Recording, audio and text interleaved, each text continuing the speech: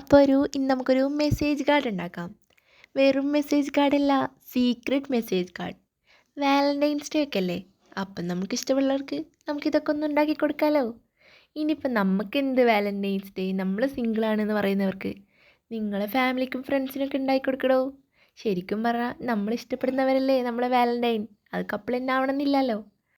അപ്പോൾ ഇത് ഉണ്ടാക്കാൻ വേണ്ടിയിട്ട് ഞാൻ 2 പേപ്പറാണ് എടുത്തിട്ടുള്ളത്. ഒരു പേപ്പറിൽ സെൻറ്റർ കട്ട് ചെയ്ത് മറ്റേ പേപ്പറിൽ ആ സെൻറ്ററിൻ്റെ ആ ഒരു ഭാഗത്ത് നമ്മുടെ സീക്രട്ട് മെസ്സേജ് എഴുതുക. പിന്നെ സെല്ലോ ടേപ്പ് ഒട്ടിച്ച് അതിൻ്റെ മേലെ ഒന്ന് പെയിൻ്റ് അടിച്ചെടുക്കുക.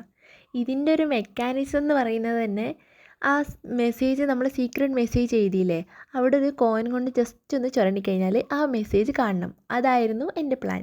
അപ്പോൾ ഇവിടെയാണ് ചിരിക്കണോ കരയണോ അറിയാത്ത ഒരു ട്വിസ്റ്റ് വരുന്നത്. എന്താണെന്ന് വെച്ചാൽ ബ്ലാക്ക് പെയിൻറ് ഇല്ലാത്തതുകൊണ്ട് ഞാൻ എന്താക്കി, എൻ്റെ കയ്യിൽ കിട്ടിയ ജനാലിലൊക്കെ അടിക്കുന്ന പെയിൻ്റ് എടുത്തങ്ങ് അടിച്ച്.